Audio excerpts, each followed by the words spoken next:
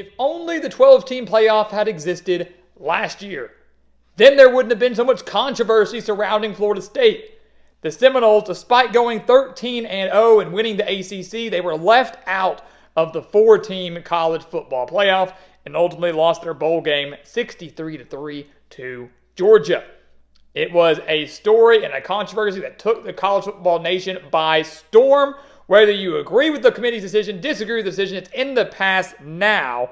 The question is, can the Seminoles, who come in at number 17 and are way too early top 25, can they find their way to the 12-team playoff after losing so much on both sides of the ball? So welcome back to the Gridiron Expert, guys. We're so glad you could join us today to break down Florida State's schedule for this upcoming college football season. As always, please continue to like, comment, subscribe, share our videos, and check out everything down in the description below, including our website, thegridironexpert.com. Tons of exclusive content over there, guys, to help you get through this offseason. Because as you know, the college football season, it never dies here at our channel. We are consistently, always bringing you college football content right here on our channel. We want you to take advantage of that and become a member of our GE Nation. So let's take a look at Florida State. We kind of talked about what happened last year. It was very controversial, one heck of a season. And if Jordan Travis doesn't get hurt, they do make the playoff. And that was the committee's main reasoning, right? They were not the same team without Jordan Travis as they were with him. Therefore, we don't think they're one of the top 4 teams in the country. We think they'd get destroyed by Michigan, destroyed by Alabama, or whoever it may be, Washington, Texas, and so we're going to leave them out. And they got destroyed by Georgia because practically the entire team didn't even play in the Orange Bowl. Well, a lot of those guys that opted out of the Orange Bowl obviously are not coming back this year. They've transferred out. They've gone to the NFL. Who knows what's happened? But this is a Florida State team, guys, that does have a lot of new pieces. This is a team that probably is not going to go undefeated in the regular season again, but an ACC title certainly well within play. They've got a veteran quarterback in DJ Uiagalelei transferring in to replace Jordan Travis. This is a team that has questions on the defensive side of the ball, has some questions at the skill position offensively, but a team that we know Mike Norvell is going to get the most out of. When you take a look at Florida State's schedule, what they're up against, it's pretty dang difficult. All the more reason that to expect another 12-win season, maybe even an 11-win season, probably not going to happen. They open up the year, week 0, in Ireland against Georgia Tech. So an ACC matchup, a conference game in Ireland. Probably the best week 0 game on the slate. Great way to kick off the college football season on August 24th.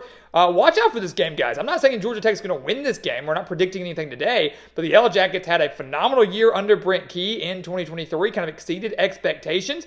And they have an opportunity now to maybe shock the college football world, get started with an upset over the Seminoles. They got a lot of talent coming back. They kind of hit their stride towards the end of last year. This game, I think, will be closer than people realize, something that the Seminoles need to be prepared for. Then they take on Boston College. So they open the season with back-to-back conference games, taking on BC, who they only beat 31-29. That game's going to be on Labor Day Monday. So the eyes of the country of the United States and the eyes of the country of Ireland will be on them in week 0. And then the lone game on Labor Day Monday in week 1, Boston College, who they only beat by 2. So an interesting start to the season for the Seminoles. Memphis is an intriguing non-conference matchup. I really like that game there. Could be an intense, potential high-scoring game in Tallahassee. And then they kind of get that bulk of conference play. California, new to the ACC. SMU, new to the ACC. Stanford also coming in, although they do not play Stanford on their schedule. But they play 2 of the newcomers early in September, California and then SMU.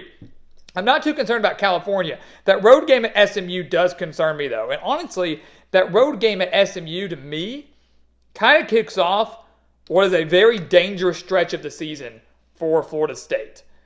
A very dangerous stretch of the season. We'll start with SMU here. On the road against the Mustangs, that will be the first ACC game for SMU. So think about how crazy that crowd's going to be. This is an SMU team that won the American last year, won 11 games. They have an electric offense. They're going to be at home, first ACC game, and who's it against? The reigning ACC champions. This is going to be one heck of an environment, and one that if Florida State isn't really up to par, if those new pieces aren't really gelling, they very well could lose this game to SMU. There's no doubt about that. So that's a major, major trap game if I've ever seen one. If they survive SMU, and let's say that game's close, they now have to come back home to take on Clemson, who has not been the same Clemson team we saw years ago, but is still, any year with Dabo Swinney at the helm, an ACC title contender. The Seminoles beat Clemson 31-24 in Death Valley in overtime last year. Getting this game at home is huge. No doubt about that. It is massive. But Clemson, if they can start to figure some things out, especially offensively, many could say they are the favorite to maybe win the ACC this year. It's kind of a wide open conference. Florida State's legit. Clemson's legit. Got some sleepers in there like Virginia Tech. They are a dangerous team this year. SMU, I think, could challenge for an ACC title in their first year. So it's a wide open conference. And this Clemson game going to play a major role in determining maybe who plays in that ACC championship game. The Tigers, no slouch. So SMU, Clemson, tough games. They come out of the bye week. They have to go to Duke and to Miami. If you look at this, guys, Florida State only has 2 home games between October 5th and November 23rd. That's absurd. That's insane. At SMU, they're at home, then a bye week, road game, home game, road game, bye week. They play at home twice against Clemson and North Carolina between the span of October 5th and November 23rd. Nearly 2 months, they only play at home twice. That's crazy. I don't, and they're not the only team that has this happening to them. I don't understand the schedule makers. It's kind of, I don't think any program should go that long without that many home games. I think it's crazy. But so it goes.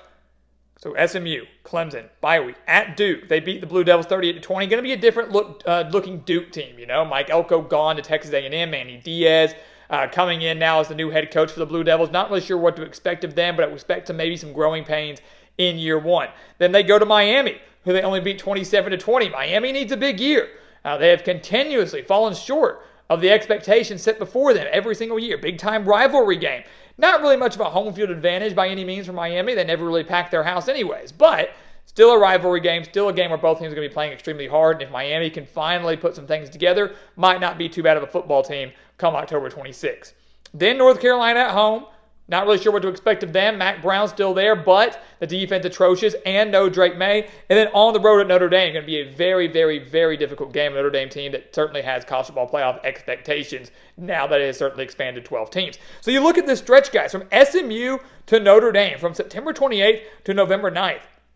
They have 4 road games. 4 road games in those 6 weeks. In those 6 games, 4 of those next 6 games are on the road. SMU is a losable game. Miami is a losable game. Notre Dame is a losable game. And that's assuming that Florida State takes care of business in their first 4 games. They do start 4-0. Obviously, anything less than that would be disappointing. That 6-game stretch is massive. Because once they come out of the bye week at the end of the year, they should beat Charleston Southern, and Florida at home is big. They beat the Gators 24-15, and the Gators have one of the most difficult schedules in the country. I don't expect much out of them this year. The talent might be there, but it is a horrid schedule. We'll break that down here in a few weeks. So you look at Florida State. If they want to win the ACC again, if they want to make the 12-team college football playoff, they want redemption after getting snubbed by the playoff committee last year, they are going to have to find a way between September 28th and November 9th to lose maybe only 1 game. That's it. 2 losses might still get you into the 12-team playoff. It depends on how bad the loss is, who it's to.